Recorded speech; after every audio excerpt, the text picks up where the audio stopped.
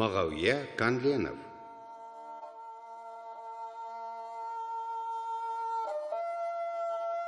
Алтай өлкесінде Керей деген ауылда, Россияда, Ресей Федерациясында, сонда біз өзіміз сол Керей деген Құлынды ауданы, ол ата-бабамыздың жері. Сол жерден енді сол ауылда өскенде өзі кішігірім ғана ауыл, бірақ орада көптеген өнер адамдары шықты. Соның бірі Қазымақ танытты айтатын, өзіме пірді тұтатын, бастағанда негізі содан бастау алғаным деп ойлаймын. Өйткені ол Монтақаев Қазыбай Жұмағалиевич деген біздің КСР Совет үкіметі кезіндегі Қазақстанда ең бірінші халық архитекторы атанған сол кісі болған Қазақстанның. Онда көптеген Қазақстанда, Алматыда, Астанада өздерінің сәулет өнерінде көп нәрсесін көрсетіп кеткен. Соған талпынып өстік, соның еңбектерін көріп, сол кісі осындай екен деп. Оның інісі Ақылбай Монтақаев Жұмағалиевич, Монтақаев Ақылбай Жұмағалиевич, сол кісі бізге суреттен сабақ берді, сонда қызықтырып өсіретін. Ол да осы Каспийде оқып, бейнелеу өнерін бітіріп кеткен, бізде сабақ берді. Сол кезде бір 5-6 класста сол кісі мені жарыстарға апаратын, аудандық жарыстарға суретке.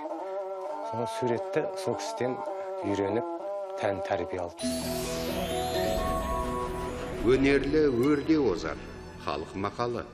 Павлодарға 9-10 классқа оқуға барғанда сол кезде де сол өзімде қалып қойды. Сол бұрынғы ұстаздарының еңбектері есімде қалып жүрді. Сол кезде қалай газет шығару, журнал шығару, сондай болды. Соған мен жауапты болдым. Сондайға атсалысып жүретін.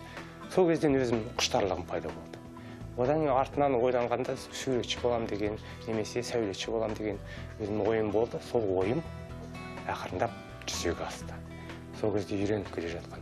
Ол кезде директорым біздің Нұрғайша Гайсина деген жақсы маман, қазір сол ауылда ұстап тұрып, өзінше бір еңбектерімен ауылдың дәстүрін, салтын тәмамдап айтып беретін. Сол салт дәстүрді сақтап келіп, қазір мен соны қорытып жатырмын. Сол еңбектерімде шығарып жатырмын. Үйреніп келе жатып, кейін оқуға түстім. Осыға оқуға түсу ол кезде қалай? Өте қиын болды. Өйткені онда қазіргі кезде грант, немесе ақылай оқу деген жоқ. Өзінің белгілі бір осынша орны болды. Сол орынға қанша адам? 10 адам, 20 адамда бір орынға талас болатын. Соған түсу 1 жыл, 2 жыл келіп, сөйтіп әйтеуір түстік. Сол құштарлық ол жылда келе беру. Сол түстім. Соған жету үшін күнделікті еңбектеніп, сол суретке дайындалып түстік. Абай атындағы Қазақ ұлттық педагогикалық университеті, бұрын Каспий болады, сол оқып жүргенде, соның талпынысым жоғалмады.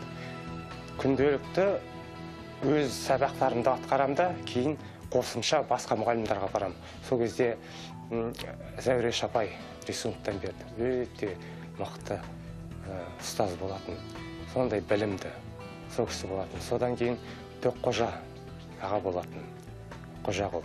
Ол да білімді суреттен сабақ бергенде бізді болашаққа, творчествоға, шығармашылыққа жетелеп жүріп, сол бір 3-ші курстарда осы мен қазіргі графикаға тартып, өзін еңбектендіріп, сол салаға жетелеген Темірхан аға болды. Темірхан Ордабеков Қазақстанға белгілі өзінше график. Бұрынғы біздің график суретшілердің бірге келе жатқан, қазір енді біз артын басып келе жатырмыз. Сол кісіге жазылып, сол кісіден үйреніп, кейін ол кісі 5-ші курс оқып жүргенде бізді выставкаға қатыстырды. Сол 93 жылы суретшілер одағының ішінде көрме залы болды, сонда біз бірінші рет қатыстық шығармашылық еңбекке. Содан бастап бізде шығармашылық ой, қалай жұмыс істеу, шығармашылыққа қалай талпыну деген сол кезден бастап еңбекте ой кетті. Осы кезге дейін біз бір үстіртін сияқты болып қалды да, ал енді шығармашылық ойға жеткенде, оны арғалай талпындыру, жетілдіру, ол уже басқаша өмір болды. Содан әлі үйреніп келе жатырмыз. бірақ ол бітпейтін өмір екенін соны білдім. Шығармашылық өмір деген. Әр адам өз жан дүниесінің әміршісі. Сократ. Қазір суретшілер өздерінің еңбектерін көптеген әлемдік деңгейде шығарып жүр. Ол өздеріңіз білесіздер, мына кезінде график суретшілер Мәккім Кисамидинов, Смағұлов, олар өздерінің еңбектері кітапқа жасап, қазақтың эпостық жырларын бұрынғы дәуірде батырлардың сымбаттап көрсеткен. Қазіргі заманның талабына сай соны әлде біз дәріптеп жүреміз. Өйткені ол бізге сондай ыстық көрінеді. Ыстық көрінетіні біздің болашағымызды бағыттап берген болған. Енді осы кезде жас суретшілер деп те айтпаймыз. Сол енді қазір біздің суретшілер өте үлкен деңгейге жетіп жатыр. Өздерін өте бір терең ойларын, қазақтық дәстүр салттарын көрсетіп жатыр. Ол әлемде өте керек нәрсе. Өйткені бәр әлем өзінше мақтанады. Біз көптеген өнерді, мысалы өнерді, былай түсіне аламыз. Бір ел өзінің өнерін көрсету үшін, мәдениетін көрсету үшін қол өнерге сүйенеді. Қол өнер ол қалыптасқан бұрынғы өзінің салт дәстүрлері. Сол дәріпті ұқсата білу әр жанрда. Ол живописте де болуы мүмкін, ол графикада да болуы мүмкін, ол қол өнер. Соны мен енді негізі графика саласында болғандықтан, графикада сол қазақтың ұлттық дәстүрін, салтын көрсеткім келеді. Соны көрсетіп та жүрдім. Бұрын біздерде совет заманында осы жастар одағы деген одақ болған. Сөйтіп осы суретшілер одағының ішінен жастар одағын ұйымдастырайық деп. Сонда осы жастардың ішінен соғылып шыққан дейді ғой енді. Осы Бауыржан менен Мағауиятын. Осы худграфты бітірген біздің Темірхан Ордабектің мектебінен шыққан жаңағы литография мен графика саласында қызмет ететін, жұмыс істейтін жұмыстарын көрсетіп, сондай жігіттер екен. Содан мен осыларды өзім жаңағы үлкен іске тартып, бұлар көптеген көрмелерге қатысты. Содан бірінші қадамдары сол жаңағы жас суретшілер көрмелерінен басталды. Содан көзге түсіп елге. Кейін өзім мына худграфқа жұмысқа келгенде бірге қызметтес болып, қазір өзі коллегамыз. Ол графика көптеген айтылып жүрген жанрлардың ішінде ол өте қызықты және ауыр. Көбінесе графикалық материалдар жаңағы қолдану қазіргі негізгі мен қолданып жүргенім қазіргі станокты графикада. Ол литография, афорт, линогравюра, ксилография деген. Қазақстанда осы станокты график кішкене тежеліп қалды. Оны біз көтергеніміз 2000 жылдан бастап өнер академиясында Шүкірбеков Қанат деген бар. Сол жігіт екеуміз, сосын Мырза Ахметов бар. Сол кісілер арқылы біз бұрынғы станокты графикті дамыттық, көтердік. Орада литографияны, афортты ашып, балаларға, болашақтарға арғарай жалғастыруға біз тәрбие көрсетіп жедік. Өзіміз де соны үйреніп, бір жағынан соны үйреніп, екінші жағынан соны біз жастарға көрсетіп, үйретіп жүрміз. Суреттерін, жұмыстарын, шығармашылық жұмыстарын тақырыбы негізі біздің ұлттық тақырып деп айтуға болады. Өйткені әрбір жұмысында ұлттық белгі бар. Музыкалық аспаптар болсын, не болмаса тұрмыстық заттар болсын, не болмаса батырлар, не болмаса біздің эпосларымыз, не болмаса ертектерге арналған суреттер. Мына графиканы айтсақ, осы бейнелеу өнерінің саласында ең бір ерекшілігі мол өнер ғой. Өйткені мына тек қана қара мен ақпен жасап, осы екі түспен ғана портрет болсын, пейзаж болсын, не болмаса жанрлық композиция болсын, тек қана сол ақпен қара түспен салу өте ол енді оңай емес. Абылханның образын жасау оңайға соқпайды. Іздендік, ешқайда жоқ.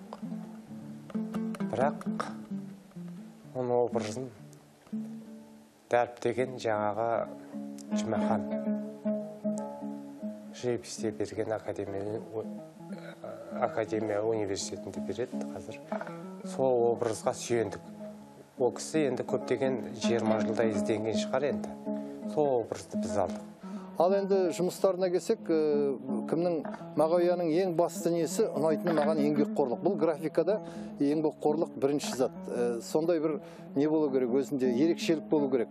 Мынау салақтық ол жерде болмайды. Ол екі қайталып істейтін зат емес. Мысалы, инемен құдық қазғандай заттар бар, кейбір заттар. Үлкен технологиялық құрал қажет етеді.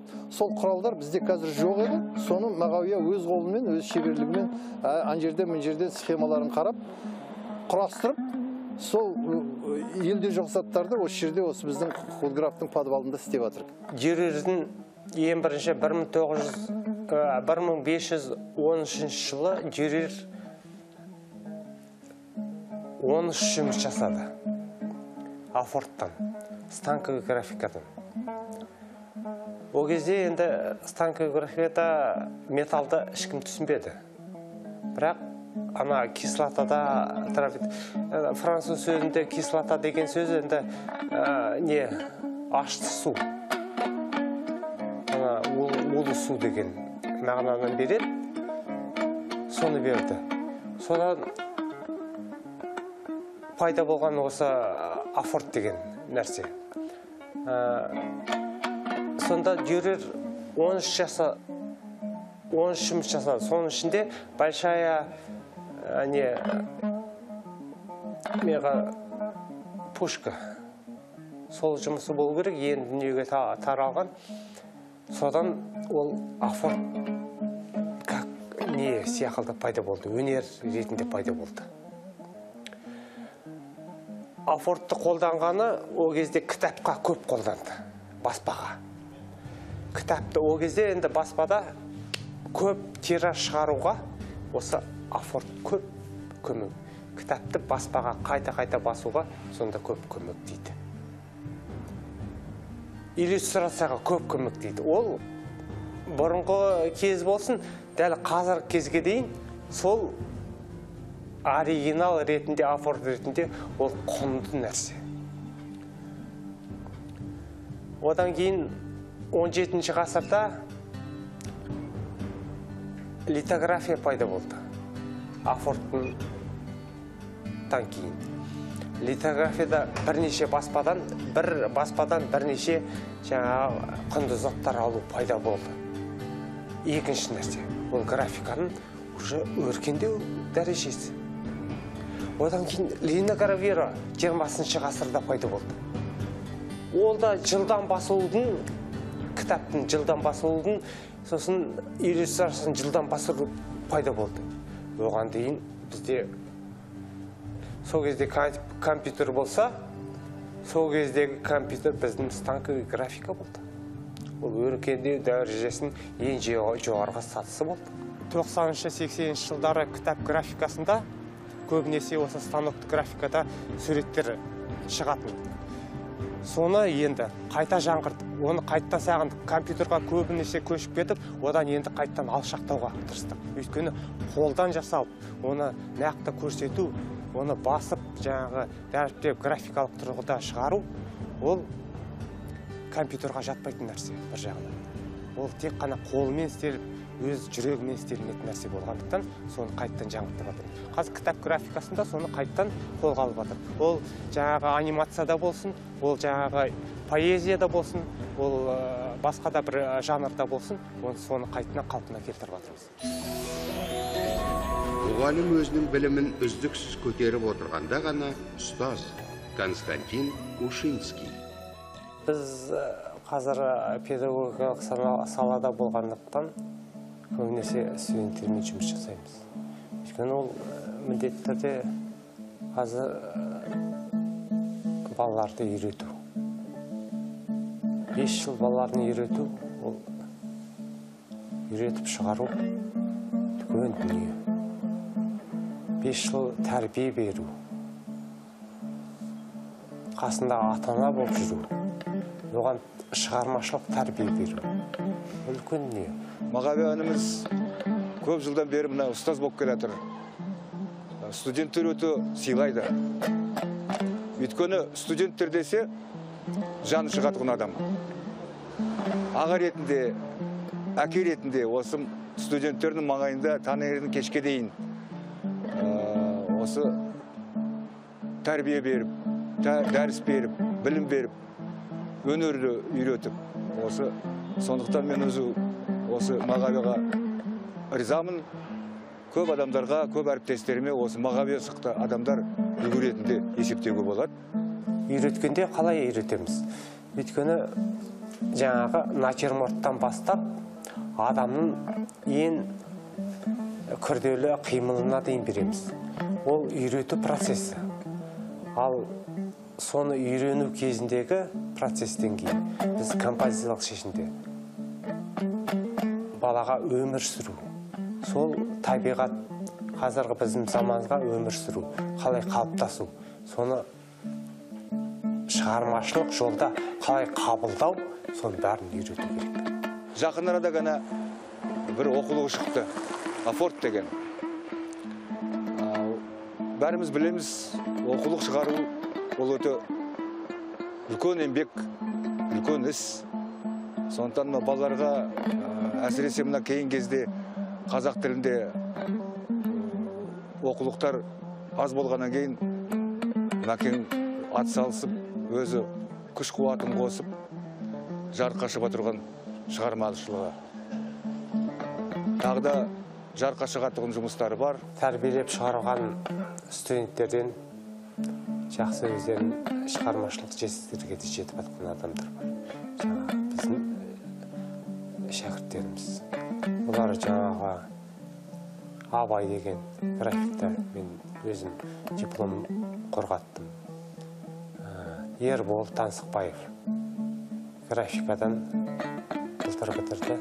Өзінің шығармашылық жұмыстарымен қазір жаңағы Таңсықбаев атындағы колледжде мұғалім болып жүр. Юлия ол да өзінің дәрежесімен халықаралық дәрежеде де фестивальдарға қатысып жүр. Жаңадан бітіріп жатқан өздеріміз. Олар студент кезден қатысып жүрген. Қазір да енді үлкен дәрежеге жетіп жатыр. Ақмарал былтыр бітірді. Ол Абай жолы романындағы жаңағы әйелдер образын алды. Сонда сомдап берді. Үлкен дәрежеге Афорттан шығармашылық жұмыс жасады. Қазір көрмелерге қатысып жүр. Педагогикалық жанрда мен балаларды көп нәрсеге үйретіп жатқаным, осы менің салам болғандықтан, осы станоктық графикаға үйретіп жатырмын. Оны терең алу, соны болашаққа тереңдеп жеткізу, енді біздің міндетіміз, ұстаздық міндет деп ойлаймын. Ал суретшілік өмірде мен енді творчествомды сіздер көріп жүрсіздер. Ол Қазақстанда да, шетелде де шығып жатыр. Графика өмірде, линогравюрада, Афортта, литографияда. Енді арқыдай сол бір салада алып кеттім, енді оны бұлайда бұза алмаймын мен. Сол саламен жүрем, тура кетемін.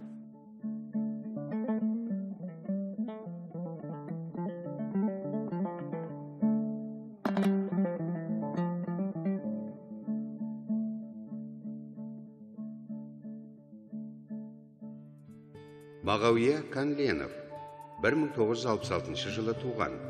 1994 жылы Абай атындағы Қазақтың мемлекеттік педагогикалық институтының көркемсурет графика факультетін бітірген. Халықаралық, республикалық және қалалық көрмелерге белсенді қатысушы. Абай атындағы Қазақ ұлттық педагогикалық университетінің өнер, мәдениет және спорт институтында аға оқытушы. Қазақстан Республикасы Суретшілер одағының мүшесі.